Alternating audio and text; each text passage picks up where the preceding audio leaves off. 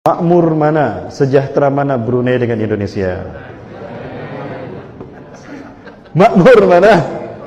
Brunei ya.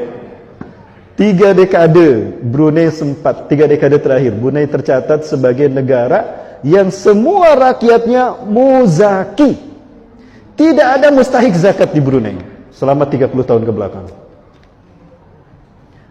Ya, jadi ciri-ciri kiamat tidak ditemukannya orang yang menerima zakat sudah terjadi di Brunei. Ya. Lalu itu zakatnya orang Brunei dikemanakan? Ya di ke Indonesia kan? Loh, katanya orang negara terkaya, tapi nerima zakat.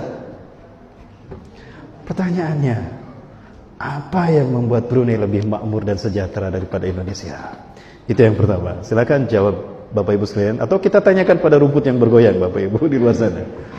Nah, baik, di antara para hamba Allah yang sama-sama hadir kali ini, angkat tangan yang pernah mendengar satu kali saja Brunei diberitakan terkena bencana alam. Apakah gempa bumi, tsunami, kemudian juga longsor ya. Pernah tidak Bapak Ibu? Bapak belum pernah, Pak? Seumur hidup Bapak belum pernah, sekalipun. Lalu Indonesia? Nah, ini evaluasi kita harusnya. Di momen kemerdekaan kita, harusnya kita bermuhasabah. Tanya pada hati kita, bukankah Indonesia mayoritas Islam? Dan bukankah orang Islam ini dicintai Allah? Lalu kenapa banyak musibah terjadi di tanah air kita? Sementara kita belum pernah mendengar Brunei Darussalam terkena bencana alam. Mungkin terjadi, tapi belum pernah kita mendengarnya. Media massa seolah-olah tidak pernah memberitakan. Apakah ini indikasi kalau Brunei tidak tersentuh oleh bencana alam? Kalau itu betul-betul terjadi, rahasianya apa? Apa rahasianya Bapak Ibu sekalian? Baik, ini ada satu tayangan bahwa ternyata Brunei Darussalam sejak tahun 1986 kalau tidak salah, di bawah kepemimpinan rajanya, sultannya Hasan al-Bolkiah, itu mengumumkan bahwa negaranya menerapkan syariat Islam. Jadi Brunei menerapkan syariat Islam. Bapak Ibu sekalian, apakah itu rahasianya? Saya yakin iya. Bahkan syariat Islam ini junjung tinggi. 2 hal yang disebutkan Rasulullah SAW terjadi di Brunei. Bapak Ibu sekalian, Rasulullah SAW menyebutkan sinfani min ummati. Ada 2 bagian, ada 2 golongan dari umatku. Idza saluhata saluhatil ummah, wa idza fasadata fasadatil ummah. Ada 2 aspek, 2 golongan dari umatku yang apabila kedua-duanya baik, maka baiklah umatku. Apabila kedua-duanya buruk, maka atau salah satunya buruk, maka hancurlah umatku. Al-umara'u wal ulama, pemimpin dan ulama.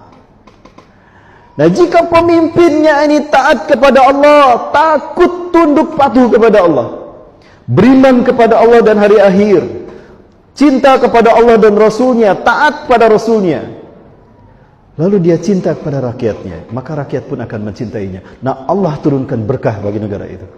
Walaupun negara itu kecil, walaupun negara itu miskin, tapi dia akan makmur sejahtera. Bapak Ibu, nah ini sesuai dengan hadis Rasulullah SAW.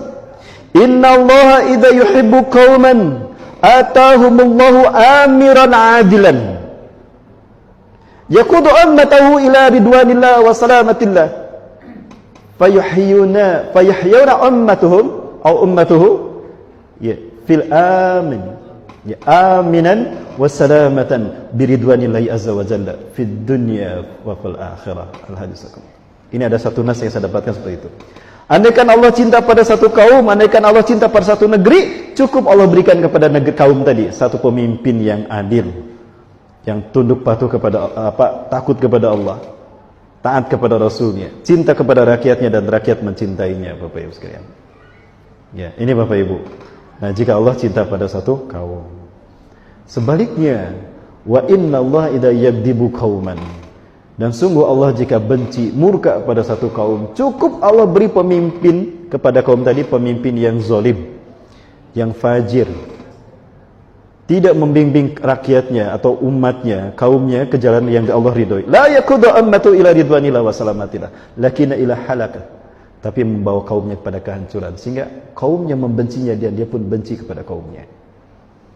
Nah, ini dua hal yang akan terjadi dengan aspek kepemimpinan saja.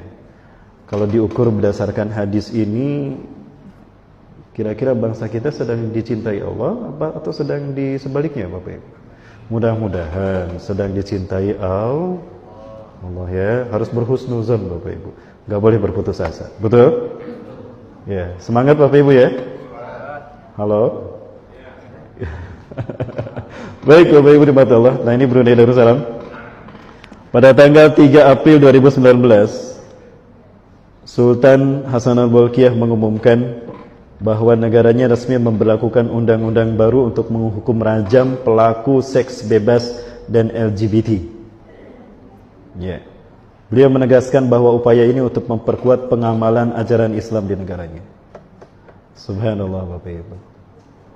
Ini keputusan yang membuat selamat negara tadi. Adapun jika satu negara membiarkan pelaku LGBT bebas, hati-hati Bapak Ibu, bencana bukan hanya menimpa mereka, azab bisa menimpa kita. Rasulullah SAW pernah mengatakan, Inna Allah azza wa jalla la yu'adzabul ammah bi amalil khasah. Sesungguhnya Allah azza wa jalla tidak akan menghukum satu kaum, satu bangsa hanya dengan kemaksiatan segelintir orang saja. Jadi nggak mungkin satu kaum yang disiksa dengan azab, dengan bencana, kalau yang maksiat hanya segelintir orang saja. Hatta yarawul munkara baina zahranaihim, sampai kaum tadi menyaksikan, sampai mereka menyaksikan ada kemaksiatan di depan mereka. Wahum qadiruna ayyunkiru, dan mereka mampu mencegah kemungkaran itu agar tidak terjadi. Mampu sebetulnya. Padahal yungkiru, tapi mereka diam saja, tidak mencegah kemungkaran itu. Padahal mampu mencegahnya. Maka apa kata Rasulullah SAW? Adzabahullahu al-khassata wal ammah. Maka Allah bukan hanya menyiksa kaum yang berbuat maksiat, tapi yang membiarkan kemaksiatan itu pun terjadi, itu pun akan diazab juga. Maka ini yang harus kita muhasabah sekali Bapak Ibu sekalian.